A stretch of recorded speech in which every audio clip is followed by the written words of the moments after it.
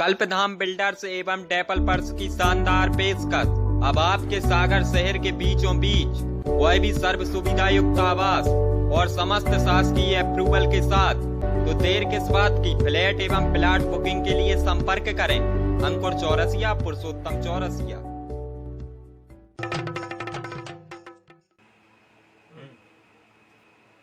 नमस्कार, मैं हूं सत्यनारायण शुक्ला और आप मेरे साथ खबर एक्सप्रेस न्यूज का इस वक्त लाइव देख रहे हैं। रात के 10 बज चुके हैं और अब हम सीधा आपको खबर एक्सप्रेस न्यूज का जो कि आज का लाइव है, इस लाइव में हम आपको चर्चा करेंगे आज के कुछ मुख्य विषय पर। कोरोना और लॉकडाउन को लेकर चर्चा होगी कल लगने वाली नवरात्रि के संबंध में, और अब बात होगी खरीदी केंद्रों की, बात होगी निजीकरण को लेकर, और भी तमाम मुद्दे हैं, उन सभी पर आज हम बात करेंगे। तो आपके साथ हम लाइव जुड़ चुके हैं और जिन लोगों के मन में भी कुछ सवाल हों वो हमें कमेंट करके बता सकते हैं।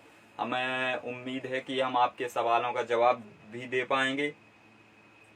इन सारी चीजों को लेकर बातें होंगी। तो आज जो कि सबसे पहले हम बात करेंगे कोरोना और लॉकडाउन को लेकर।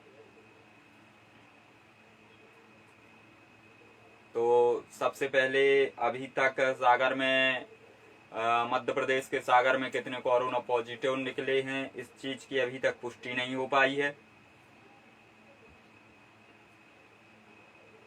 जो कल पॉजिटिव की संख्या थी वो थी लगभग 165 कोरोना के मरीज निकले थे। लेकिन अब बात करेंगे पहले हम कोरोना और लॉकडाउन को लेकर। तो भोपाल में भी लॉकडाउन बढ़ाया गया है। कोरोना संक्रमण की जो की है स्थिति बहुत ही ज्यादा बढ़ती जा रही है, इसलिए लोग घर में रहें और सुरक्षित रहें, इसलिए लॉकडाउन लगाया गया है ताकि लोग अपने घर में रहकर सुरक्षित रह सकें। और खबर एक्सप्रेस न्यूज भी आप लोगों से अपील करता है कि आप बार बार अपने हाथों को सैनिटाइज करें, अपने मुंह पर मास्क रखें। तमाम चीजें हैं। कोरोना को लेकर एक भयावह स्थिति देश में बनती जा रही है, जिस पर हम बात करेंगे। और जो कि आज की मुख्य बात है वह ये है कि जो कि मध्य प्रदेश शासन के जो भी मंत्री हैं उनके लिए लगभग अपने अपने जिलों का प्रभार दिया गया है। कोरोना संक्रमण को रोकने के लिए, उपाय के लिए उनकी भी लिस्ट जारी हुई है। तो हम इन सब चीज़ों पर बात करेंगे। तो आज की हम सागर के बारे में बात करेंगे। तो सागर में आज कोरोना पॉजिटिव मरीजों की संख्या 188 बताई जा रही है। जो कि ताजे नए कोरोना पॉजिटिव के जो मरीज निकले हैं वो 188 सागर में आज निकले हैं। कल की संख्या 165 थी। और इसी के साथ सागर के साथ साथ भी बताया जा रहा है कि रहली में भी कोरोना संक्रमित एक व्यक्ति निकला है जो लगभग 47-48 वर्षीय है, वो भी निकला है। और बड़ी बात यह है कि यह एक कार्यालय में कार्यरत है। जो भी यह व्यक्ति कोरोना पॉजिटिव निकला है यह है एसडीएम कार्यालय में पदस्थ है जो कोरोना पॉजिटिव निकले हैं। अब हम बात करेंगे इसी के साथ साथ भोपाल की। तो भोपाल में रात में 9 बजे से 19 अप्रैल तक का लॉकडाउन रहेगा, कर्फ्यू रहेगा। अति आवश्यक काम होने पर ही लोगों का आवागमन जारी रहेगा। यह सब जनता के लिए एक तरफ सरकार सुरक्षित करने के लिए यह सब उपाय कर रही है, कर्फ्यू लगा रही है, लॉकडाउन लगा रही है, और कोरोना से हम कैसे निजात पा सकें इसके भी उपाय सरकार कर रही है। लेकिन हम बार बार यही कहते हैं, और यही जो है रहली की, सागर की और मध्य प्रदेश की जनता का सवाल है, जो खबर एक्सप्रेस न्यूज का सवाल है वही इस जनता का सवाल है। जनता पूछना चाहती है कि आखिर दमोह विधानसभा में चुनाव है और चुनाव को लेकर वहां पर कोरोना और लॉकडाउन क्यों नहीं है, आखिर क्यों इतनी रैलियां नेताओं के द्वारा की जा रही हैं। इन तमाम चीजों को लेकर जनता के मन में प्रश्न चल रहे हैं। और जो कि दमोह की जनता है, यह जनता बहुत ही भोले भाली होती है, बहुत ही सीधी सादी होती है। इस जनता को नेता अपनी रैलियों में बुला रहे हैं और जबरदस्ती वह रैली में जनता को बुला रहे हैं और जनता के स्वास्थ्य का यह ख्याल नहीं रख रहे हैं। आखिर जो कि जिला चिकित्सालय है दमोह का, वहां से भी कोरोना पॉजिटिव मरीजों की कोई भी जानकारी नहीं दी जा रही है। कोई भी जो कि है वहां पे लिखित ऐसी रिपोर्ट तैयार नहीं की गई है कि प्रतिदिन वहां पे कितने कोरोना पॉजिटिव मरीज निकल रहे हैं। तो जनता के मन में कहीं ना कहीं ये सब बातें चल रही हैं, लेकिन वहां चुनाव होना है। आज ही मुख्यमंत्री सीएम साहब आए थे वहां पे, शिवराज सिंह चौहान साहब आए थे वहां पे, उन्होंने सभाएं की।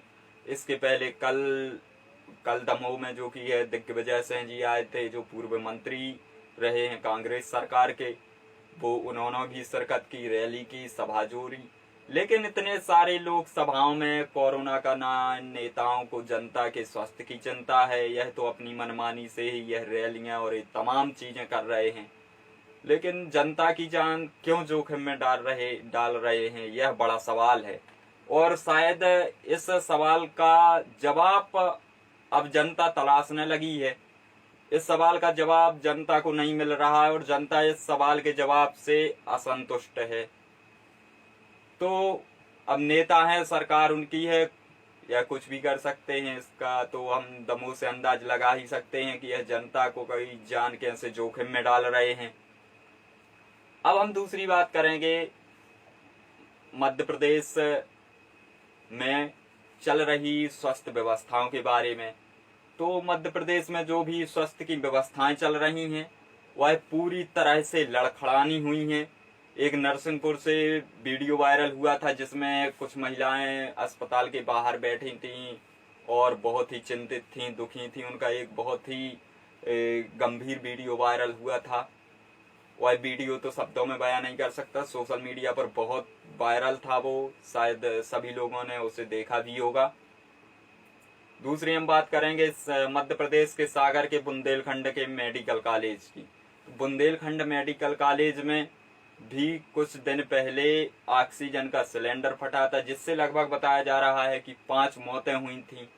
और प्रतिदिन कोरोना से भी बुंदेलखंड मेडिकल कॉलेज में लगातार मौतों का गिराव बढ़ रहा है। कोरोना से लगातार मौतें हो रही हैं।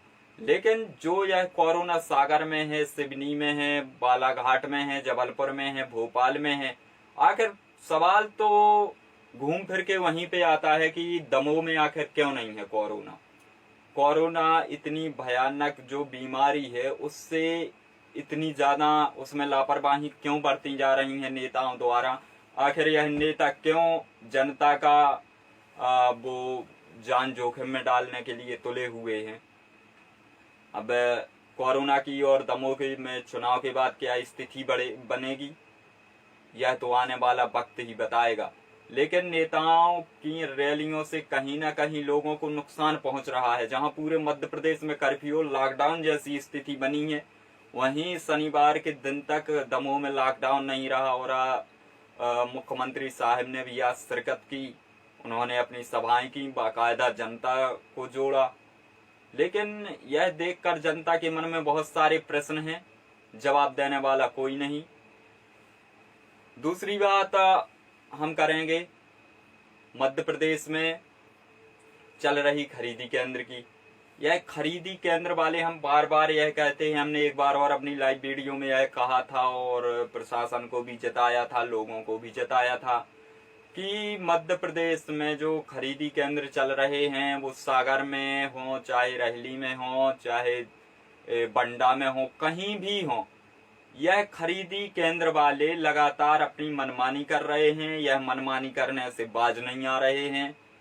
प्रशासन से हम बार बार यही निवेदन कर रहे हैं कि कृपया कर वो खरीदी केंद्रों पर जाएं और जांच करें कितने कुंटल के मैसेज आए हैं, कितनी तुलाई हुई है, कितनी बिलिंग हुई है। आखिर जब मैसेज के जरिए कोरोना महामारी को देखते हुए पिछली वर्ष से जो नियम लागू हुआ है कि अब मैसेज के जरिए किसानों की तुलाई होगी, लेकिन पता नहीं चलता कि 800 कुंटल के मैसेज आए और केंद्र पर अब अगर अपन देखने के लिए जाओ तो वहां पर 2000 कुंटल माल तुला रखा मिलता है। तो यह कैसे हो जाता है? ये किस व्यापारी का माल है? अगर कोई व्यापारी का यह माल नहीं है तो किसान तो तुलवाएगा नहीं ऐसा अपना माल। लेकिन यह किसका तुल रहा है, कैसा तुल रहा है, इसकी अभी तक कोई जानकारी नहीं है, क्लियर ही नहीं हो पा रहा है। हम बार बार अधिकारियों से यही गुजारिश करेंगे कि आप खरीदी केंद्रों पर जाएं और जाकर देखें कि इस जनता के साथ, किसान के साथ कैसा छलावा हो रहा है। जब किसान की बारी आती है खरीदी केंद्र पर अपना अनाज ले जाने की, तो यह केंद्र वाले कह देते हैं कि अब बारदाना खत्म है। अब जितने मैसेज का जो टारगेट है उससे दुगना और तिगना तोलोगे तो बारदाने की कमी तो आएगी ही भैया। लेकिन अब यह बात कहने वाला कोई नहीं है। तो यह किसान हैं, जागरूक हैं, युवा हैं प्रदेश के, यह सब जानते हैं कि कहाँ कैसा क्या सिस्टम चलता है। अब दूसरी जो हम बात करेंगे वह करेंगे, सबसे पहले तो कल से नवरात्रि प्रारंभ हो रही है, हिंदू नववर्ष लग रहा है। हिंदू नववर्ष की आप सभी को बहुत बहुत शुभकामनाएं। और कल से जो मंदिर मस्जिद हैं वो जो कल से मंदिर हैं, मंदिर खुले रहेंगे थोड़े थोड़े व्यक्तियों में, जो कि है बिना भीड़ भाड़ के दर्शन कर पाएंगे, ऐसा सुनने में आया है। दूसरी बात हम करेंगे इसके बाद मध्य प्रदेश में चल रहे भ्रष्टाचार के सिस्टम की। अब यह हम इसलिए कह रहे हैं कि मध्य प्रदेश में ग्राम पंचायतों बार एक योजना चलती है जिसका नाम है नल जल योजना। आप कहीं पर भी चले जाइए, पंचायतों से बाकायदा नल जल योजना की राशि निकाल ली जाती है, लेकिन उसका उपयोग कहाँ होता है यह कहीं दिखता नहीं है। अगर किसी गांव में या किसी पंचायत में चले जाओ तो ग्रामीण और लोग जो कि है अपने एक हैंड पंप पर अपने पानी के बर्तन रखे हुए मिलते हैं। तो आखिर यह पैसा जाता कहाँ है और किस चीज की मरम्मत होती है जब वह चीज सक्सेसफुल ही नहीं हो रही है? तो लाखों करोड़ों रुपए की नल जल योजना को ठेंगा दिखाया जा रहा है, लेकिन यह जो जनता का पैसा है और जनता में ही यह खर्च होता है। लेकिन इस प्रकार से अगर खर्च होगा तो फिर जनता आपको इस चीज का जवाब देना पड़ेगा। तो आज की लाइव में बस सिर्फ इतना ही। कल हम फिर मिलेंगे किसी नए मुद्दे के साथ। तब तक के लिए नमस्कार। देखते रहिए खबर एक्सप्रेस न्यूज। ठाकुर बाबा कंस्ट्रक्शन, रेत और गिट्टी हमारे यहाँ उचित दामों पर उपलब्ध है। रेत और गिट्टी के लिए संपर्क करें हर सिनेमा चांदपुर वाले।